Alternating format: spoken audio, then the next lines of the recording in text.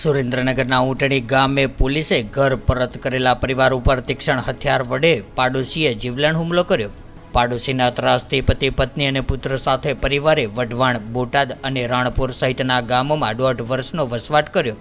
લીંબડી પોલીસે પરિવારને પુનઃ વસવાટ કરાવ્યા બાદ 1 માસ બાદ હુમલાની ઘટના સર્જાઈ। ઊંટણી ગામે રહેતા મનસુખભાઈ બુટિયાના પરિવાર સાથે પાડોશમાં રહેતા નરસિંહભાઈ બુટિયાને ઝઘડો થયો હતો।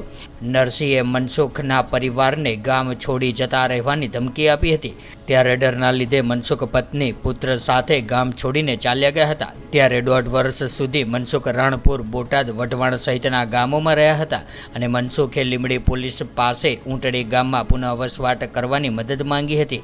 ત્યારે PSI 2K મારુડા સહિત પોલીસ ટીમે મનસુખના પરિવારને રક્ષણ આપીને ઊંટણી પુનઃ વસવાટ કરાવ્યું હતું। ત્યારે ભવિષ્યમાં તેમના પરિવાર સાથે કોઈ પણ અઘટિત ઘટના ન બને તે માટે પણ સહકાર આપવાની ખાતરી આપી હતી।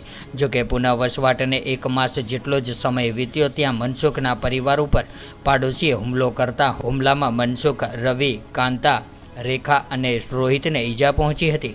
ત્યારે ઘાયલોને સારવાર અર્થે લીંબડી સરકારી હોસ્પિટલે ખસેડાયા હતા। ત્યારે ઝઘડાનું કારણ બહાર આવ્યું નથી, પણ પોલીસના આશ્વાસન બાદ પણ પીડિત પરિવાર ઉપર ફરીવાર હુમલો થયાની ઘટનાએ પોલીસની શાખ દાવ પર લગાવી હોય તેવું લાગી આવે છે।